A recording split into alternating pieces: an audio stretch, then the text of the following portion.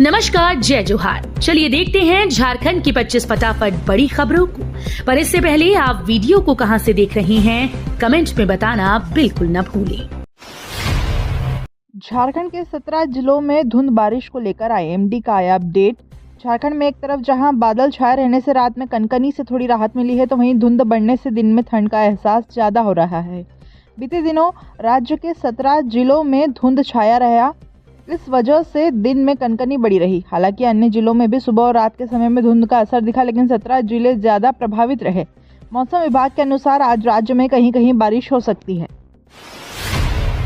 आदिवासी संगठनों ने मोदी सरकार से की अपील, जनगणना परिपत्र में हो ट्राइबल कॉलम।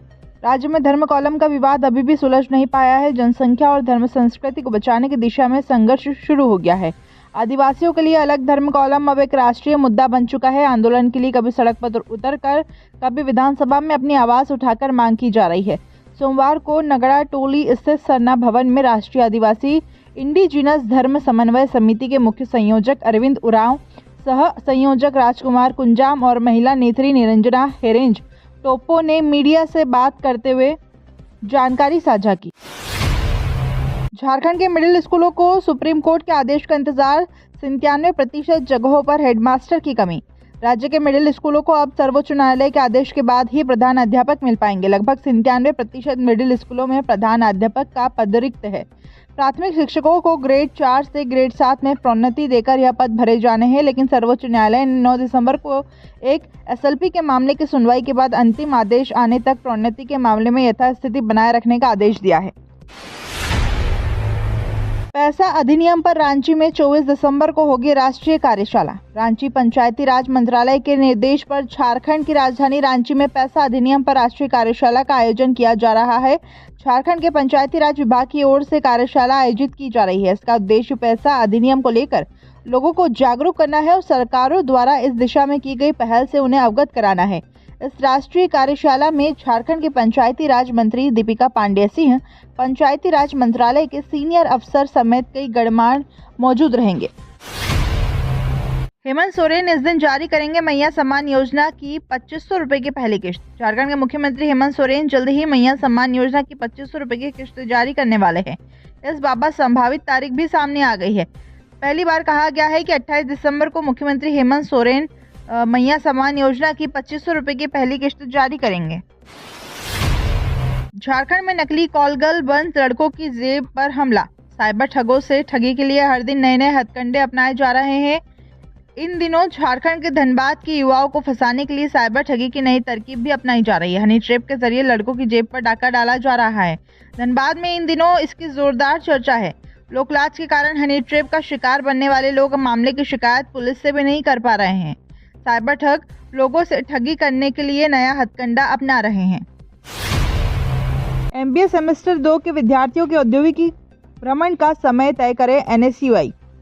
एनएसयूआई के प्रतिनिधि मंडल ने सोमवार को institute of management studies Ranchi के निदेशक डॉक्टर वीएस तिवारी से मुलाकात कर विद्यार्थियों की समस्याओं से अवगत कराया। एनएसयूआई के प्रदेश उपाध्यक्ष अमन अहमद ने निदेशक से कहा कि एमबीए की सेमेस्टर 2 की परीक्षाओं के बाद विद्यार्थियों का औद्योगिक भ्रमण आयोजित कराया जाए। आदिवासी व दलित के विकास के लिए राज्य सरकार प्रतिबद्ध। अनुसूचित जनजाति, अनुसूचित जाति और पिछड़ा वर्ग कल्याण विभाग के मंत्री चमरा लिंडा ने सोमवार को मोहराबादी स्थित कल्याण कॉम्प्लेक्स में एक उच्च स्तरीय बैठक की। बैठक में आदिवासी कल्याण आयुक्त अजय नाथ झा और अन्य वरिष्ठ अधिकारियों ने भी भाग लिया। मंत्रियों ने विभागीय योजनाओं को प्रगति की समीक्षा करते हुए बेहतर कार्य योजना तैयार करने के निर्देश दिए हैं। बिजली घर के कर्मियों को बंधक बना 5 लाख के पार्ट्स व कॉइल ले गए चोर। बीसीसीएल बस्तकोला एरिया की दोबारी कोलियारी में सहाना पहाड़ी स्थित बिजली घर में चोरों ने जमकर उत्पात मचाया। चोरों ने बिजली घर के कर्मचारियों को बंधक बनाकर करीब 5 लाख रुपए के केबल, क्वाइल, आर्मेचर आदि लेकर भाग निकले। केबल की चोरी से सहना पहाड़ी क्षेत्र में बिजली की आपूर्ति बंद हो गई है। इसके चलते 300 घरों में सोमवार को पानी की सप्लाई भी ठप रही। पुलिस लाइन में क्रिकेट टूर्नामेंट शुरू। धनबाद जिला पुलिस की ओर से धनबाद की जनता तथा पुलिस के बीच सामंजस्य को बढ़ाने तथा युवाओं में खेल भावना, अनुशासन को प्रोत्साहित करने के उद्देश्य से एसएसपी एचपी जनार्दन के निर्देश पर पुलिस तथा जनता के बीच क्रिकेट श्रृंखला का आयोजन पुलिस केंद्र में किया गया। 7 दिवसीय इस टूर्नामेंट के पहले दिन 3 मैच खेले गए। इसमें 6 टीमों ने हिस्सा लिया। टूर्नामेंट का फाइनल मैच 3 जनवरी को खेला जाएगा। केंद्र सरकार की नीतियों के खिलाफ किसान संगठनों ने निकाला प्रतिवाद मार्च। केंद्र सरकार की नीतियों के खिलाफ संयुक्त किसान मोर्चा के देशव्यापी आह्वान पर गिरिडीह के किसान संगठनों ने सोमवार को प्रतिवाद मार्च निकाला। माले समर्थित अखिल भारतीय किसान महासभा व फॉरवर्ड ब्लॉक समर्थित ऑल इंडिया अग्रगामी किसान सभा से जुड़े लोगों ने पहले गिरिडीह झंडा मैदान में धरना दिया और फिर वहां से अंबेडकर चौक होते हुए टावर चौक तक प्रतिवाद मार्च निकालकर मोदी सरकार की किसान विरोधी नीतियों का विरोध किया गया। झारखंड पहुंचे यूपी के मंत्री, बताया तीर्थयात्रियों के लिए है डिजिटल सुविधा। यूपी के प्रयागराज में 13 जनवरी से 26 फरवरी तक महाकुंभ आयोजित किया गया है। महाकुंभ में सभी को आमंत्रित करने उत्तर प्रदेश के मंत्री योगेंद्र उपाध्याय और राज्य मंत्री सुरेश राही झारखंड पहुंचे हैं।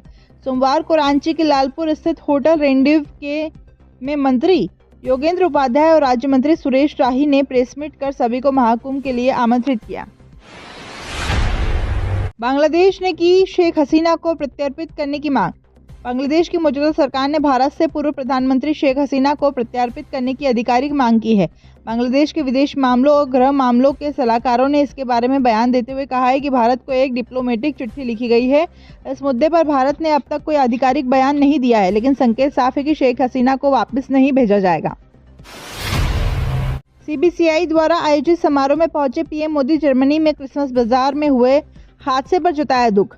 प्रधानमंत्री नरेंद्र मोदी राजधानी दिल्ली में Catholic Bishops Conference of India द्वारा आयोजित क्रिसमस समारोह में पहुंचे। यह पहली बार है जब कोई प्रधानमंत्री भारत में कैथोलिक चर्च के मुख्यालय में एक कार्यक्रम में भाग लेने पहुंचा है। इस दौरान अपने संबोधन में पीएम मोदी ने जर्मनी के क्रिसमस बाजार में हुए हादसे पर दुख जताया। उन्होंने कहा कि जब समाज में हिंसा फैलाने की कोशिश होती है तो उन्हें दुख होता है। भारतीय टीम ने अश्विन की जगह लेंगे तनुष कोटियान, आज मुंबई से ऑस्ट्रेलिया रवाना होंगे। भारतीय टीम के पूर्व ऑफ स्पिनर रविचंद्रन अश्विन की जगह मुंबई के ऑलराउंडर तनुष कोटियान को ऑस्ट्रेलिया के खिलाफ बॉर्डर गावस्कर ट्रॉफी के लिए भारतीय टीम में शामिल किया गया है। माना जा रहा है कि भारत एक दौरे का हिस्सा रहे कोटियान वॉशिंगटन सुंदर के कवर के तौर पर टीम में रहेंगे। मालूम हो कि अश्विन ने हाल ही में ब्रिस्बेन में खेले गए तीसरे टेस्ट मैच के बाद अंतर्राष्ट्रीय क्रिकेट को अलविदा कह दिया था। प्लास्टिक फ्री महाकुंभ बनाने की तैयारी में जुटा आरएसएस, एक थैला अभियान से मिलेगी मदद। प्रयागराज में महाकुंभ को लेकर राष्ट्रीय स्वयंसेवक संघ ने देश के विभिन्न हिस्सों में घूम घूम कर एक थाली एक थैला अभियान चलाया है। संघ का यह अभियान श्रद्धालुओं की सेवा के साथ ही स्वच्छता और पर्यावरण संरक्षण के प्रति लोगों को भी जागरूक और प्रेरित कर रहा है। महाकुंभ में पत्ते, थर्माकोल और प्लास्टिक के कप, प्लेट, गिलास व थालियों का बड़े पैमाने पर उपयोग रोकने के लिए यह अभियान चलाया गया है। पारस्परिक स्थानांतरण का ये नियम बना, परेशानी आवेदन नहीं कर सकेंगे हजारों शिक्षक। जिन शिक्षकों का पूर्व में अंतर जिला स्थानांतरण हो चुका है उनका पारस्परिक अंतर जिला स्थानांतरण नहीं होगा। ऐसे शिक्षक जो कि पारस्परिक स्थानांतरण चाहते हैं उन्हें शपथ पत्र में इसकी जानकारी अनिवार्य रूप से देनी होगी और उनका पूर्व में अंतर जिला स्थानांतरण नहीं हुआ है उन्हें शपथ पत्र में इसकी भी जानकारी देनी होगी कि पूर्व में उनके का किसी शिक्षक के साथ पारस्परिक स्थानांतरण नहीं हुआ है। इसके अलावा वे भविष्य में भी किसी शिक्षक के साथ पारस्परिक सहमति के आधार पर स्थानांतरण नहीं कराएंगे।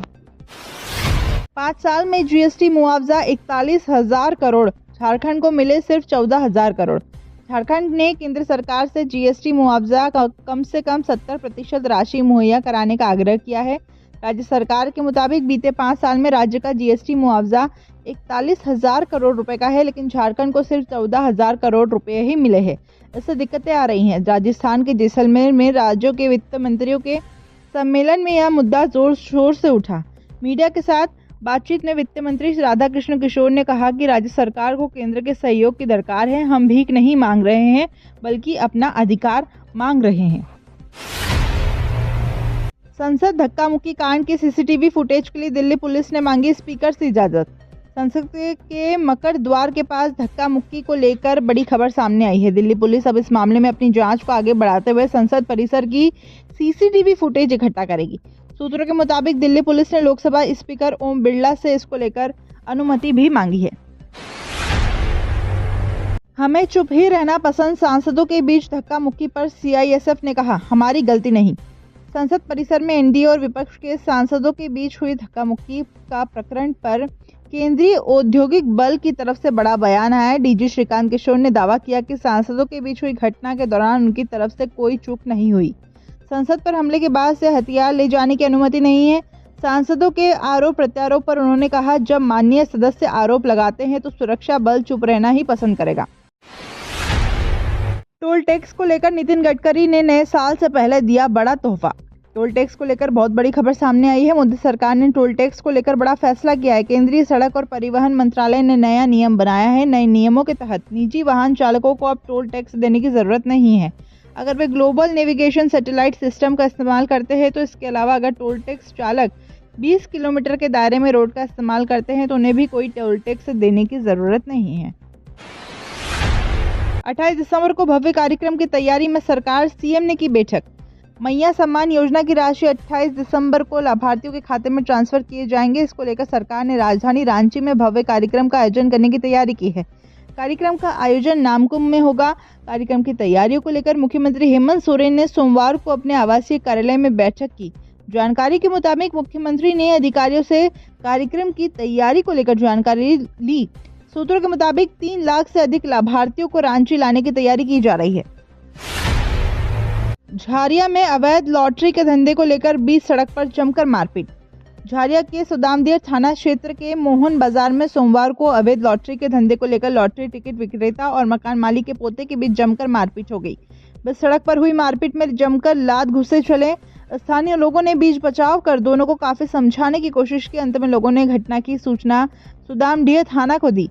पुलिस मौके पर पहुंचकर जांच पड़ताल में जुट गई है। स्थानीय लोगों ने पुलिस से अवैध लॉटरी कारोबार पर तुरंत रोक लगाने की मांग की है। स्वास्थ्य मंत्री बोले, वन नेशन वन इलेक्शन लोकतंत्र को कमजोर करने की साजिश। झारखंड के स्वास्थ्य मंत्री इरफान अंसारी सोमवार को धनबाद पहुंचे। यहां पर उन्होंने पत्रकारों से चर्चा की और कहा कि केंद्र सरकार की लोकतांत्रिक प्रक्रिया को कमजोर करने की कोशिश की जा रही है। इससे one Modi one nation one no election कहना ज्यादा सही होगा। यह देश की बहुदलीय व्यवस्था के खिलाफ है। स्वास्थ्य मंत्री की इस टिप्पणी से सियासी माहौल गर्मा गया है। रेलवे ने निकाली बम्पर भर्ती, 32,000 से अधिक पद रिक्त। रेलवे भर्ती बोर्ड ने ग्रुप डी की बम्पर भर्ती के लिए शॉर्ट नोटिस जारी कर दिया है। इस भर्ती प्रक्रिया के तहत 32,438 पदों पर भर्तियां की जाएगी। आवेदन प्रक्रिया 23 जनवरी 2025 से शुरू होगी। इच्छुक उम्मीदवार बोर्ड की आधिकारिक वेबसाइट पर नोटिस चेक कर सकते हैं। उम्मीदवारों की आयु सीमा 1 जुलाई 2025 तक 18 से 36 साल के बीच निर्धारित की गई है। तो ये थी झारखंड की 25 बड़ी खबरें। रोजाना ऐसे ही सबसे पहले अपडेट पाने के लिए चैनल को सब्सक्राइब और वीडियो को शेयर जरूर करें। धन्यवाद।